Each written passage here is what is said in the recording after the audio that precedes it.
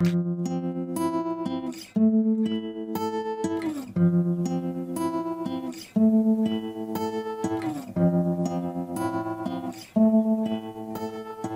vignes, situées en plein cœur du Vouvray, Alexandre Monmousseau les regarde tous les jours, avec amour.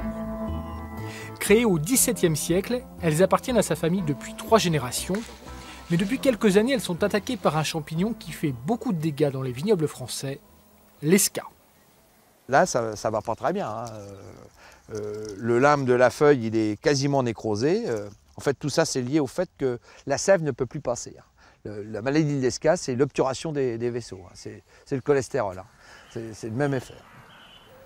Dans la plupart des cas, l'esca finit par tuer les pieds de vigne. Et depuis l'interdiction, il y a une dizaine d'années, de l'arsénite de sodium, un produit très toxique, il n'existe plus de traitement efficace.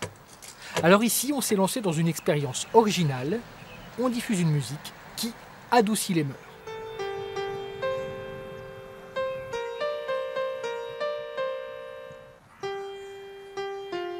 Il y a un panneau photovoltaïque, une batterie, un autoradio avec un programmateur et puis la séquence. Alors on fait passer 2 fois par jour, hein, le matin et le soir, pendant tout le cycle végétatif. On y va jusqu'à la chute des feuilles. Et puis vous voyez, les vignes, elles n'ont pas l'air malheureuses, hein. La technique consiste à rendre l'agresseur et l'agressé tolérants l'un envers l'autre. C'est-à-dire qu'on rend la maladie moins agressive et dans le même temps, on rend le sujet agressé moins sensible. Et l'intérêt de la méthode, c'est que on garde les deux ensemble. Ça veut dire qu'on n'est plus dans une lutte d'éradication, on est dans un principe de tolérance. Et ça, c'est très intéressant. Pourquoi? Parce que l'éradication crée le vide, que la nature bouge tout de suite par autre chose. Ça s'appelle les effets secondaires. Et là, en fait, il n'y a pas de trou. Le méchant est moins méchant et le brimé, il est moins brimé. Sur la parcelle traitée, seuls 150 pieds sont morts l'année dernière contre 850 l'année précédente, grâce à la diffusion de ces sons baptisés protéodies. Un terme inventé par le chercheur Joël Sternheimer. Depuis 40 ans, ce docteur en physique théorique étudie les particules élémentaires, les ondes et la musique. Il a découvert qu'on peut stimuler ou inhiber la production de protéines de tous les organismes vivants en les exposant à des ondes produites par certains sons. Je me suis rappelé ces vieilles histoires que j'entendais étant enfant, la musique de Mozart qui fait donner du meilleur lait aux vaches. Et je me suis dit, si ça se trouve, la prolactine qui fait venir le lait des vaches, ça doit faire du Mozart. Alors je suis allé chercher la séquence de la prolactine et on a donc une suite de lettres qui expriment chacune un acide aminé. Ces lettres TPV, C, P, N, G, ce sont des lettres différentes, des acides aminés différents, mais il se trouve que leurs fréquences propres sont les mêmes parce qu'elles ont des masses qui sont pratiquement identiques et qui en fait, on est amené à conclure qu'elles se synchronisent. Et donc si je me mets à chanter ça, qu'est-ce que j'obtiens? Tila lila lila la, tila la la lila la la, tila la la la la la, ta lila la la lila la. Et ça c'est du Mozart. Integral calculus. Oui, dis-moi, connais-tu l'animal qui inventa le calcul intégral? Mettre la musique en équation pour en étudier les effets sur la matière, c'est un travail que Joël Sternheimer a entamé à l'université américaine de Princeton. En 1967, la télévision française s'intéressait déjà à lui, mais ce qui lui valait cette notoriété, c'est la carrière de chanteur qu'il menait à l'époque, sous le pseudonyme d'Évariste, en hommage au mathématicien Évariste Galois. Dernière heure, un nouveau venu dans la chanson. Il vient tout droit d'Amérique. Jacques Salbert l'a rencontré à l'université de Princeton. C'est Évariste.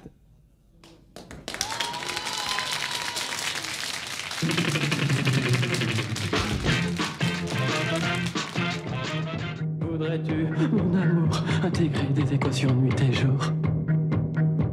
Sais-tu que quand on fait des épures, tout ce qu'on attrape, c'est des courbatures? Moi j'en ai eu quand j'étais tout gamin, en trayant des vaches pour la Saint-Valentin. Dans un style proche d'Antoine ou de Jacques Dutronc, Évariste a poursuivi sa carrière de chanteur jusqu'au milieu des années 70. Les bénéfices engrangés par la vente de ses 33 tours lui ont permis ensuite de financer ses recherches en restant indépendant des financements publics. You speak French? Yeah, of course, I'm French. Ah, what's your name? Évariste. Évariste, voilà Évariste. Pendant des années, lorsqu'il me venait une inspiration musicale, j'avais besoin d'exprimer quelque chose, donc j'en faisais une chanson. Et depuis que je travaille sur les protéodies, je trouve ça beaucoup plus intéressant quand il me vient une inspiration musicale, de trouver avec quelle protéine j'étais en contact, qui était la source de mon inspiration, et de la décoder, parce qu'à ce moment-là, c'est effectivement un soin préventif. Et puis il faut bien dire que c'est le pied quand on trouve la protéodie dont on a besoin. La génodique, contraction de génétique et de mélodique, c'est le nom que Joël Sternheimer a donné à la science qu'il a fondée. Ces principes sont impossibles à comprendre pour le commun des mortels qui ne possèdent pas de solides notions de physique quantique. Tout le monde, en revanche, peut observer ces applications pratiques.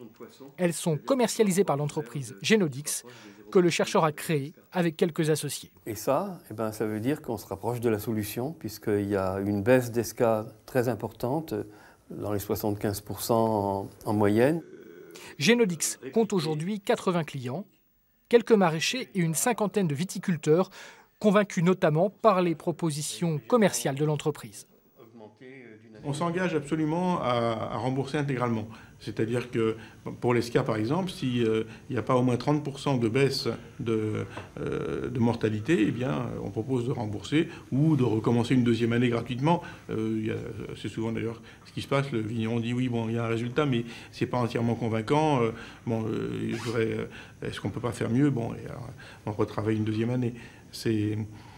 Et en maraîchage, c'est pareil. Une fois sur deux, les clients nous proposent des problèmes qu'on n'a jamais traités.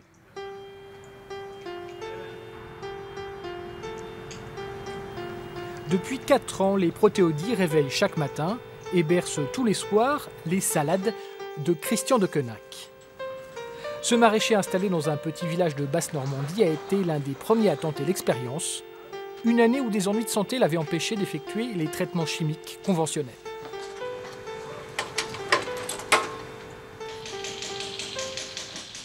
Pendant un mois et demi, c'était planté et il n'y a pas eu aucun traitement, ni même de désherbage, ni quoi que ce soit. Je n'ai pas traité. Et tous les ans, depuis qu'on a construit la serre, ça se dégrade parce que le sol s'use, ça s'abîme, le sol vieillit, grosso modo. Et on avait de plus en plus de salades malades. Et cet hiver-là, on a eu beaucoup moins de malades. C'était la première fois que ça arrivait en 20 ans, quoi. Donc, il y avait un effet. Ces 4 dernières années, il y a eu ici des résultats plus ou moins bons, selon les saisons. Mais l'exploitant reste fidèle à la méthode, malgré son coût, 1 700 € par an, 3 fois plus cher qu'un traitement chimique conventionnel. Mais l'abandon des pesticides comporte de nombreux avantages.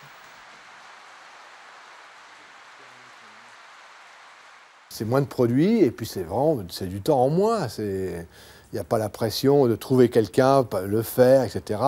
Le stress quand on traite, qu'on a le masque à gaz, etc. Les gants, c'est compliqué, c'est stressant.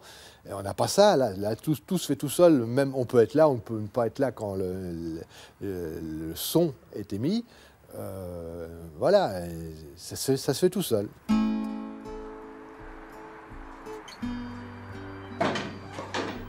Dans une petite exploitation, quand on vend soi-même ses salades, chaque minute gagnée compte. Sur les marchés, Christian de Quenac hésite encore un peu à expliquer ses secrets de fabrication aux clients. On s'est moqué et puis on se moque encore.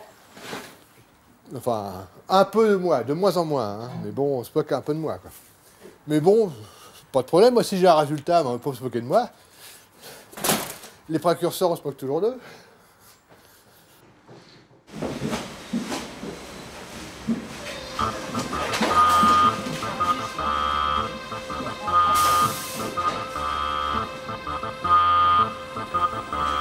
Chez Delahaye, l'un des plus gros maraîchers d'Indre-et-Loire, on n'est pas là pour rigoler. L'entreprise emploie une quarantaine de salariés. Elle produit chaque année 700 tonnes d'endives destinées pour l'essentiel à la grande distribution. Elles aussi grandissent en écoutant les protéodies.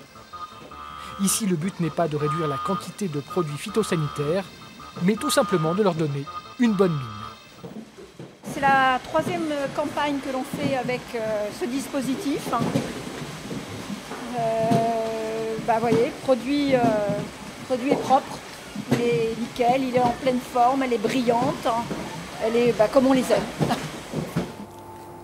L'hiver, quand la saison des endives bat son plein, celle des concombres commence. Dans cette serre, on prépare la campagne 2014. Et en même temps qu'on effectue les traitements préventifs, un des associés de Génodix vient installer les haut-parleurs pour diffuser les séquences sonores spécialement adaptées à cette culture. Donc là, c'est essentiellement sur le métabolisme, sur la photosynthèse aussi, parce qu'on est dans une période, bien sûr, où il y a peu de lumière, les jours sont courts, et il y a peu de lumière. Donc aider la plante à mieux photosynthétiser et à mieux croître, mieux s'enraciner. En fait, je vais changer la disquette parce que ça, c'est celle de l'année dernière. Et là, on va mettre celle de début de croissance. Ma première campagne de concombres sur cette serre-ci, on a mis la séquence pour l'activation de croissance et on a gagné une semaine de récolte supplémentaire. Donc les plantes ont produit leurs fruits une semaine plus vite que d'habitude. Et à telle enseigne qu'au début, je pensais m'être trompée sur ma date de plantation et en y regardant 2 fois, j'ai dit non, je ne me suis pas trompée, c'est bien, on a bien planté ce jour-là, aujourd'hui on est le temps, ça fait que 4 semaines, alors qu'à d'habitude c'est 5 semaines et demie à 6. Outre l'effet sur la croissance, les protéodies ont surtout permis l'année dernière de sauver une partie de la récolte qui était attaquée par une maladie. Moi je suis suivie par un technicien sur la lutte biologique intégrée, qui vient tous les mois ou tous les mois et demi. Et juste après l'attaque, il a vu qu'effectivement les concombres étaient en train de mourir. Il est revenu 1 mois et demi plus tard à son retour de congé. Et la première question qu'il m'a posée, c'est « Tiens, vous avez replanté ?» J'ai dit « Non, c'est strictement les mêmes concombres. » Il m'a dit « Mais vous leur avez fait quoi ?» Je leur ai dit « On leur a mis de la musique. » Pour les ingénieurs agronomes de formation classique, génodique rime plutôt avec ésotérique. Difficile d'imaginer que les principes de la physique quantique peuvent avoir un impact sur la culture des cucurbitacées.